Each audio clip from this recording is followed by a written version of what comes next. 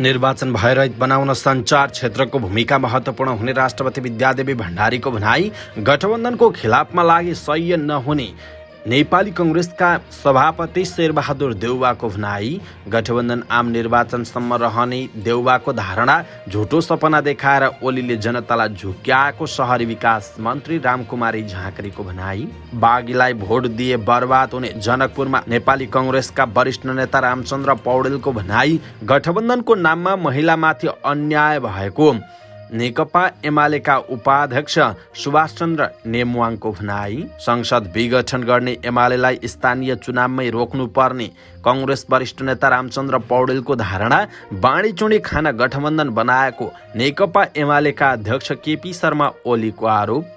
बुटबलबाट प्रदेश राजधानी सार्नेलाई भोट नदिनु भन्दै गृहमन्त्री बालकृष्ण खाँडको आग्रह। एमालेले मधेसमा भ्रम छरिरहेको नेकपा माओवादी केन्द्रका अध्यक्ष पुष्पकमल दाहाल प्रचण्डको भनाई। सत्ता गठबन्धन चुनावमा धाँधली गर्न लागेको नेकपा एमालेका नेता रामबहादुर थापा बादलको भनाई। उम्मेदवारले अन्य दलको चुनाव चिन्ह र झण्डा प्रयोग नगर्न निर्वाचन आयोगको आग्रह।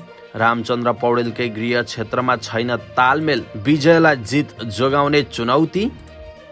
चितवनमा एमालेले भने मतदाता प्रभावित पार्न राज्य शक्तिको दुरुपयोग भयो। 14 दिनपछि उठाउन थालियो काठमाडौँको भित्रको फोहोर। जनकपुर धाममा गठबन्धनका नेताले दिए नागरिकताको आश्वासन। कामेरिता शेर्पाको अर्को कीर्तिमान 26औं पटक सगरमाथा आरोहण।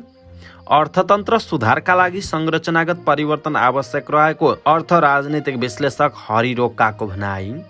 चुनाव प्रचारमा गएको भन्दै म्यादी प्रहरीले कुटे आफ्नै श्रीमती। अर्थतन्त्रमा कृषिको योगदान अझै घटे, दुर्घटना हुने अर्थविद अधिकारीको भनाई। एभिए क्लब लिगमा आर्मीका दुवै टिमलाई उपाधि। समाचार पार्टी हेल्थ टिप्समा हामी भिटामिन डी को कमी भयो भने के हुन्छ, लक्षण के हो, कसरी जोगिने, हामीलाई अन्तिमसम्म हेर्नुहोला। दर्शक महानुभाव नमस्कार। समाचार पार्टी.com को न्यूज बुलेटिनमा यहाँलाई हार्दिक स्वागत छ। म प्रहलाद चन्द्र घिमिरे। सदाको झैं आज पनि हामी उपस्थित भएका छौं आजका महत्त्वपूर्ण समाचार, ब्रेकिङ न्यूज अपडेटहरू लिएर। हामीलाई अन्तिमसम्म हेर्नुहोला अनि हाम्रो मेहनतका लागि यो भिडियोमा एउटा लाइक अवश्य गर्नुहोला। दर्शक महानुभाव, पलपलको न्यूज अपडेटका लागि हाम्रो च्यानललाई सब्स्क्राइब गर्नुहोस् अनि नजिकै आउने बेल आइकनलाई क्लिक गर्नुहोला। देशभित्रबाट हेरिरहनु भएको छ भने आफू रहेको गाउँ ठाउँ सहर जिल्लाको नाम लेख्नुहोला। विदेशबाट हेरिरहनु भएको छ भने कुन ठाउँबाट हेरिरहनु भएको छ। दैनिक रूपमा हामीलाई हेर्नुहुन्छ भने रेगुलर भनेर लेख्नुहोला। आज पहिलो चोटि हो भने फर्स्ट टाइम भनेर लेखिदिनुहोला। दर्शक महानुभाव, आज मिति विक्रमसम्म 2079 साल वैशाखको 25 गते आइतबार, ईस्वीसम्म सन् 2022 मेको 8 तारिक वैशाख शुक्ल सप्तमी। आज गंगा सप्तमी, रवि सप्तमी व्रत, विश्व रेड क्रस दिवस पनि छ। यहाँहरू सम्पूर्णलाई हार्दिक मङ्गलमय शुभकामना छ। आउनुहोस् दर्शक महानुभाव, आजका महत्त्वपूर्ण समाचार सुरु गरौँ। निर्वाचनलाई भयरहित बनाउन सञ्चार क्षेत्रको भूमिका महत्त्वपूर्ण हुने राष्ट्रपतिको भनाइको प्रसङ्गबाट। राष्ट्रपति विद्यादेवी भण्डारीले आसन्न स्थानीय तह निर्वाचनलाई स्वतन्त्र एवं भयरहित वातावरणमा सम्पन्न गर्न सञ्चार क्षेत्रले योगदान पुर्याउनु पर्ने बताउनुभयो। राष्ट्रिय पत्रकारिता दिवस 2079 को अवसर पारेर राष्ट्रपति भवन शीतल निवासमा आयोजित समारोहमा बोल्दै उहाँले निष्पक्ष सूचना सम्प्रेषणबाट सञ्चार क्षेत्रले स्थानीय तह निर्वाचनलाई स्वतन्त्र र भयरहित वातावरणमा सम्पन्न गर्न योगदान पुर्याउनु पर्ने बताउनुभयो। राष्ट्रपति भण्डारीले जिम्मेवार पत्रकारिताले नागरिक को अभिव्यक्ति स्वतन्त्रता र सूचनाको हकलाई व्यावहारिक रूपमा साकार तुल्याउने पनि बताउनु भएको छ। समारोहमा सञ्चार तथा सूचना प्रविधि मन्त्री ज्ञानेन्द्र बहादुर कार्कीले सरकारलाई कानुनी शासन र सुशासनको बाटोमा हिँडाउन बाध्य पार्न सञ्चार क्षेत्रलाई आग्रह गर्नुभएको छ। प्रधानमन्त्री शेरबहादुर देउवाले सत्तारूढ गठबन्धनको विरुद्धमा नलाग्न कार्यकर्तालाई निर्देशन दिनुभएको छ। जनकपुर धाममा आयोजित कार्यक्रममा उहाँले गठबन्धनको खिलाफमा लागि सह्य नहुने चेतावनी दिनुभयो। उहाँले भन्नुभयो, कुनै पनि हालतमा गठबन्धनको खिलाफमा लाग्नुहुन्न, त्यो सह्य हुँदैन उहाँको भनाइ छ। स्थानीय तह निर्वाचनमा नेपाली कांग्रेस, नेकपा माओवादी केन्द्र, नेकपा एकीकृत समाजवादी, जनता समाजवादी पार्टी र राष्ट्रिय जनमोर्चाले गठबन्धन गरेका छन्। कांग्रेसका सभापति समेत रहनुभएका देउवाले गठबन्धनको पक्षमा माहौल बनेको भन्दै पार्टीका कार्यकर्तालाई प्रतिबद्धताका साथ लाग्न आग्रह गर्नुभएको छ। यसैबीच प्रधानमन्त्री शेरबहादुर देउवाले सत्तारूढ दलको गठबन्धन राष्ट्रिय आवश्यकता भएको दावी गर्नुभयो। तनहुँको दमौलीमा नेपाली कङ्ग्रेस जिल्ला कार्य समितिले आयोजना गरेको चुनावी सभालाई सम्बोधन गर्दै प्रधानमन्त्री देउवाले देशमा व्याप्त राजनीतिक अस्थिरता र एमाले अध्यक्ष केपी शर्मा ओलीको अत्याचार विरुद्ध गठबन्धन बनेको बताउनुभयो। उहाँले भन्नुभयो, यो एक ऐतिहासिक गठबन्धन हो। स्थानीय तहसम्म मात्र सीमित रहँदैन। प्रदेश र सङ्घको निर्वाचनमा पनि हामी यही अनुसार अगाडि बढ्छौँ, उहाँको भनाइ छ। प्रधानमन्त्री देउवाले एमाले अध्यक्ष ओलीको कार्यशैलीबाट जनताले मुक्ति पाएको दावी समेत गर्नुभयो। आफू बाहेक अरूलाई काम गर्न नदिने र आफू विरुद्ध कोही बोलेको सुन्न नसकेर ओलीले पटक पटक संसद भङ्ग गरेको उहाँले आरोप लगाउनुभयो। गठबन्धन असफल बनाउन पटक पटक गरिएको प्रयास निरर्थक भएको बताउँदै देउवाले चुनावी मैदानबाट सबैलाई जवाफ दिने बताउनु भएको छ। नेकपा एकीकृत समाजवादीकी सचिव एवं शहरी विकास मन्त्री रामकुमारी झाँक्रीले एमाले अध्यक्ष केपी शर्मा ओलीले पूरा हुन नसक्ने सपना बाँडेर जनतालाई झुक्क्याएको बताउनुभयो। सत्ता गठबन्धनले बुटवलमा आयोजना गरेको चुनावी सभामा बोल्दै उहाँले स्याटेलाइटमा आकाश किन्ने, चन्द्रमामा भर्याङ लगाउने, चुच्चे रेल ल्याउने जस्ता झुटो र पुरा नहुने सपना बाँडेर जनता झुक्क्याएको आरोप लगाउनुभयो। ठुला ठुला गफभन्दा वास्तविक धरातलमा उभिएर देश सुहाउँदो सीमित साधनबाट असीमित चाहनालाई पूरा गर्ने गरी योजना बनाउनु पर्ने उहाँको भनाइ छ। एमालेतर्फ लक्षित गर्दै झाँक्रीले पटक पटक भोट हालेर नेतृत्वमा पुर्याउँदा पनि सुकुम्बासी, अव्यवस्थित बसोबासी र आम नागरिकको समस्या जिउका त्यों राख्ने दललाई चिन्ने बेला आएको बताउनुभयो। गलत काम गर्दा गलत भनेर भन्न नसक्नेहरू परिवर्तनकारी हुन नसक्ने पनि उहाँको भनाइरहेको छ। नेपाली कङ्ग्रेसका वरिष्ठ नेता रामचन्द्र पौडेलले बागी उम्मेदवारलाई मत नदिन आग्रह गर्नुभएको छ।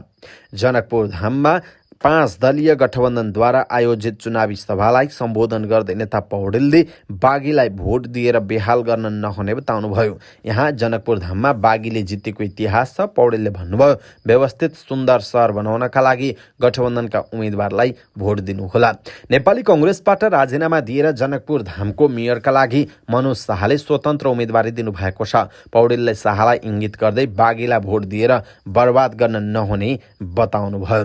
2049 सालमा सम्पन्न स्थानीय निर्वाचनमा कङ्ग्रेसले दिगम्बर रायलाई जनकपुरको मेयरको टिकट दिएपछि स्वतन्त्र उम्मेदवारी दिँदै ब्रिजेश चन्द्र लालले जित्नु भएको थियो। नेकपा एमालेका उपाध्यक्ष सुभाष चन्द्र नेमुवाङले स्थानीय तह निर्वाचनमा गठबन्धनको नाममा महिलामाथि अन्याय भएको बताउनुभयो। आफूहरूले नीति नियम र कानुन निर्माणमा महिलाको सम्मानजनक सहभागिता गराए पनि गठबन्धनको नाममा अधिकार कुण्ठित गरेको आरोप लगाउनुभयो। इलामको फाकफोकथुम गाउँपालिकामा नेकपा एमाले गरेको चुनावी सभामा उहाँले त्यसको जवाफ महिला र आम नागरिकले वैशाखको 30 गते दिनुपर्ने धारणा व्यक्त गर्नुभयो। सत्तारूढ दलले स्थानीय तह निर्वाचनमा तालमेल गर्दा धेरै पालिकाको प्रमुख र उपप्रमुख दुवै पुरुष उम्मेदवार भएको तर्फ नेमुवाङले टिप्पणी गर्नुभएको हो। नेकपा एमाले पूर्व मेचीदेखि पश्चिम महाकालीसम्म एक्लै चुनावी मैदानमा उत्रिएको पनि उहाँले दावी गर्नुभयो। नेकपा एकीकृत समाजवादीका सम्मानित नेता झलनाथ खनाललाई कटाक्ष गर्दै नेता नेमुवाङले भन्नुभयो, नाम बिर्सिए पनि हिजो अस्तिसम्म आफ्नै नेता भए जस्तो लाग्ने मान्छे अहिले कता पुग्नु भयो थाहा छैन। केही समय अघि इलाममै आयोजित कार्यक्रममा नेता खनालले चुनावमा केपी ओलीको बाकस खाली गराउनु पर्ने र नेकपा एमालेलाई धुलो चटाउने अभिव्यक्ति दिनुभएको थियो। नेपाली कङ्ग्रेसका नेता रामचन्द्र पौडेलले एमाले संसद विघटन गरेर अस्थिरता ल्याएकाले उसलाई स्थानीय तहको चुनावबाट नै रोक्नुपर्ने बताउनु भएको छ। 5 दलीय गठबन्धनले बुटवलमा आयोजना गरेको चुनावी सभामा बोल्दै नेता पौडेलले एमाले अध्यक्ष केपी शर्मा ओली राजनीतिक स्थिरता खलबल्याउनका निमित्त नायक भएको बताउनुभयो। उहाँले ओली र उनका अनुयायीलाई स्थानीय प्रदेश र सङ्घ गरी तिनै तहका चुनावमा पराजित गर्नुपर्ने भनाई व्यक्त गर्नुभयो। एमालेलाई स्थानीय तहको चुनावमै रोकेर तालिम दिनुपर्छ। पौडेलले भन्नुभयो, ओलीकै कारण संसद अदालत संवैधानिक निकायमा अस्थिरता निम्तिएको भन्दै पौडेलले राजनीतिक स्थिरताका लागि प्रगतिशील गठबन्धनलाई बलियो बनाएर एमालेका गठबन्धनलाई परास्त गर्नुपर्नेमा जोड दिनुभयो। नेकपा एमालेका अध्यक्ष केपी शर्मा ओलीले सरकारमा बाँडी चुँडी खान नेपाली कङ्ग्रेस, नेकपा माओवादी केन्द्र लगायतका दलले गठबन्धन गरेको टिप्पणी गर्नुभयो। वडामा समेत एमालेसँग एक्लै चुनाव लड्न नसकेर सत्तारूढ 5 दलले गठबन्धन गरेको ओलीले बताउनुभयो। इटहरी उपमहानगरपालिकाको चुनावी सभालाई सम्बोधन गर्दै एमाले अध्यक्ष ओलीले सत्तारूढ दलको गठबन्धनलाई टालाटुली बटुली बनाएको पुतली जस्तो भनी टिप्पणी गर्नुभएको छ। बाँडेर खाने उद्देश्यले बनाएको गठबन्धनलाई मत दिन नहुने ओलीको भनाइ छ। गठबन्धनलाई भोट हाल्ने हो कि सुखी नेपाली समृद्ध नेपाल बनाउनेलाई भोट हाल्ने फैसला मतदातामा निर्भर गर्छ। म इटहरी विकासको जिम्मा लिन्छु, तपाईहरू याम सुब्बा र सङ्गीता चौधरीलाई जिताएर देखाउनुहोस्, उहाँको भनाइ छ। एमाले अध्यक्ष ओलीले नेपाली कङ्ग्रेसको घोषणापत्रमा मान्छे देखिने तर एमालेको घोषणापत्रमा विकास देखिने पनि बताउनुभयो। गृहमन्त्री एवं नेपाली कङ्ग्रेसका केन्द्रीय सदस्य बालकृष्ण खाँडले बुटवलबाट लुम्बिनी प्रदेशको स्थायी राजधानी सार्नेहरूलाई भोट दिन नहुने बताउनुभयो। जनआन्दोलनमा निभाएको क्रान्तिकारी भूमिकालाई हेरेर कङ्ग्रेस नेतृत्वको सरकारले बुटवललाई अस्थायी राजधानी तोकेको तर एमाले राजधानी दाङ पुर्याएको मन्त्री खाँडले आरोप लगाउनु भएको छ। 5 दलले बुटवलमा गरेको चुनावी सभालाई सम्बोधन गर्दै स्थायी राजधानी बनाउँछौँ भनेर भोट मागेकाहरूले राजधानी कहाँ पुर्याए, अब राजधानी सारेको ठिक हो भनेर भोट दिने कि गलत हो भनेर नदिने सोच्ने बेला आएको छ, उहाँको भनाइरहेको छ। नेकपा माओवादी केन्द्रका अध्यक्ष पुष्पकमल दाहाल प्रचण्डले नेकपा एमाले मधेसमा भ्रम छर्ने प्रयास गरिरहेको टिप्पणी गर्नुभयो। धनुषामा आयोजित चुनावी सभामा उहाँले मधेसी जनताको माग अनुसार विगतमा आफू प्रधानमन्त्री हुँदा संविधान संशोधन प्रस्ताव संसदमा पेश गर्दा एमालेकै कारण असफल भएको बताउनुभयो। अहिले त्यही पार्टी जनतामा भ्रम दिने षड्यन्त्र गरिरहेको छ, उहाँको भनाइ छ।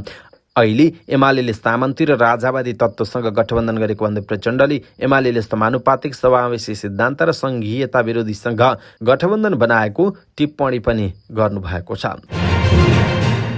नेकपा एमालेका उपाध्यक्ष रामबहादुर थापा बादलले सत्ता गठबन्धनले स्थानीय तहको निर्वाचनमा धाँधली गर्न खोजेको आरोप लगाउनुभयो।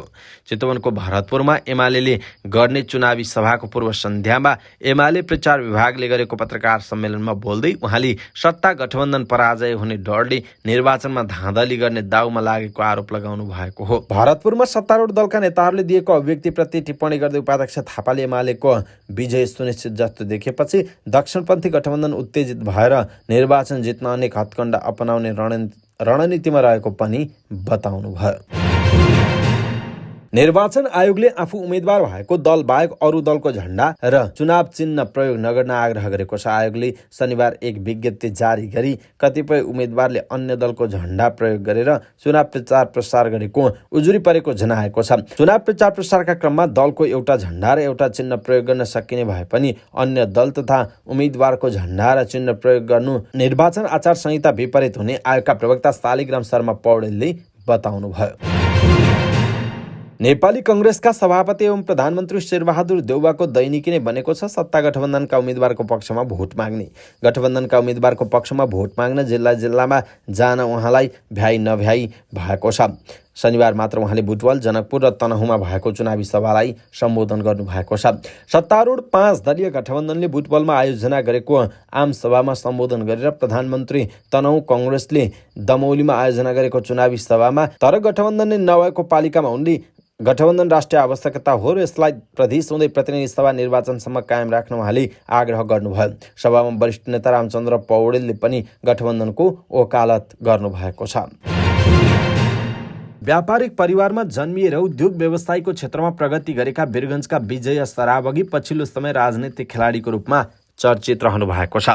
राजनीतिक अवसरका लागि दल बदल्नमा माहिर कहलिनु भएका उहाँ यसपटक नेकपा एमालेको तर्फबाट दोस्रो कार्यकालका लागि वीरगञ्ज महानगरपालिकाको मेयर जित्ने अभियानमा रहनु भएको छ।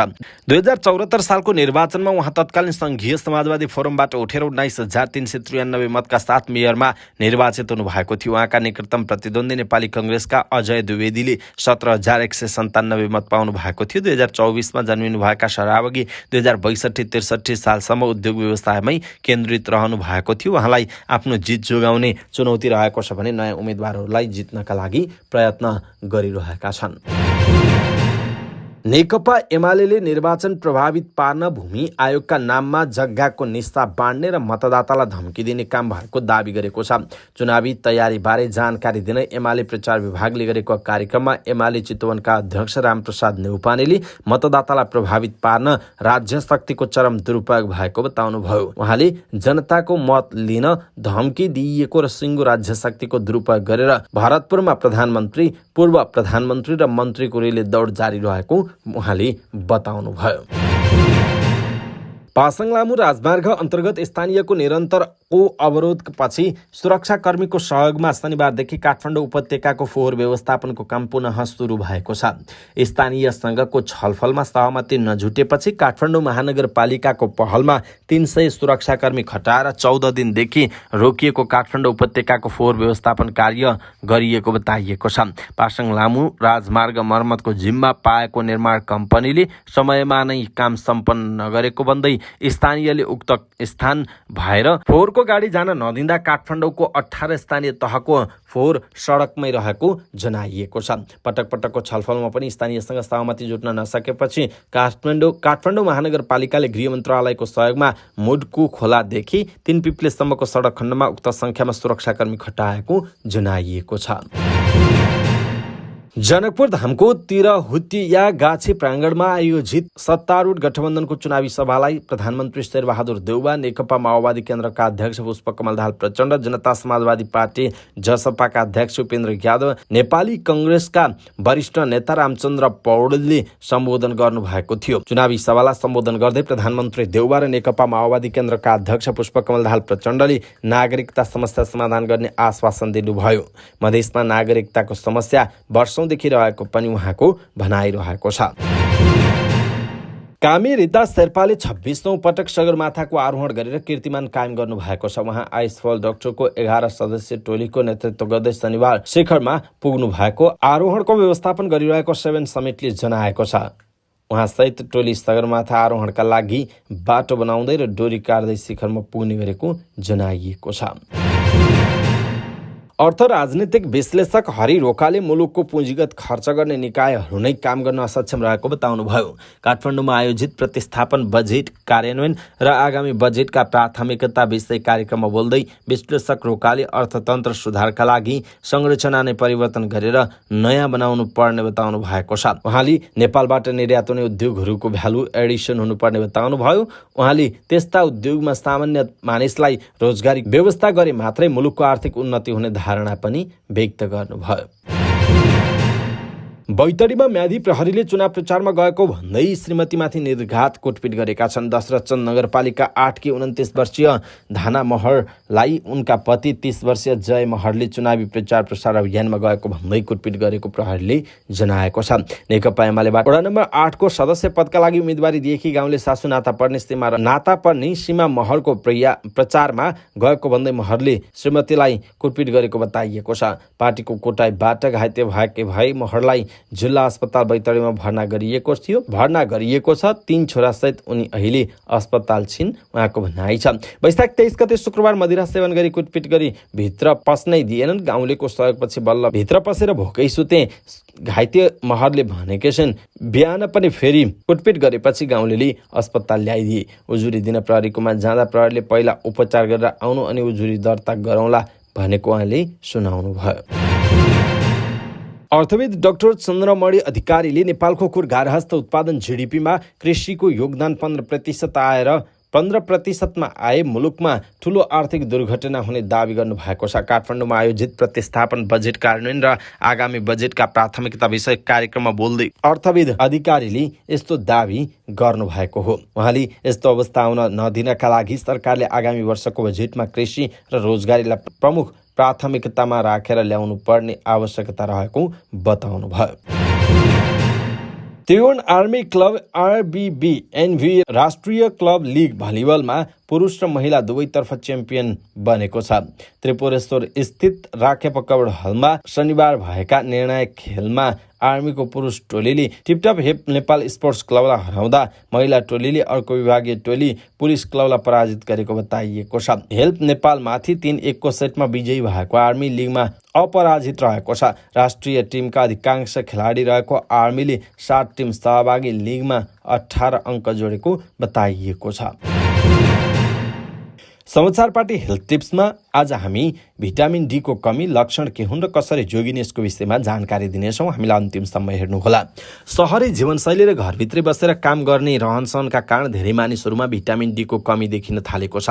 पर्याप्त मात्रामा घाम नपाउने, मोटोपन, अस्वस्थ खाना लगायतका कारणले मानिसहरूमा भिटामिन डी को कमी देखिनु मुख्य कारण भएको विज्ञहरूले बताएका छन्। त्यसो त यसका लक्षणहरू भिटामिन डी को कमी भएमा थकान महसुस हुने, बिस्तारै हड्डी कमजोर हुँदै जाने, मांसपेशी दुख्ने, बाउडिने, डिप्रेसन, मधुमेह, उच्च रक्तचाप र मुटु सम्बन्धी अन्य रोग हुन सक्ने विज्ञहरूले बताएका छन्। कसरी जोगिने त? बिहान 8 बजेदेखि 9 बजेसम्मको घाममा बस्ने, भिटामिन डी युक्त खाना खाने जस्तै माछा, रातो मासु, अन्डाको पहेँलो भाग र दुधजन्य पदार्थहरू सेवन गर्ने।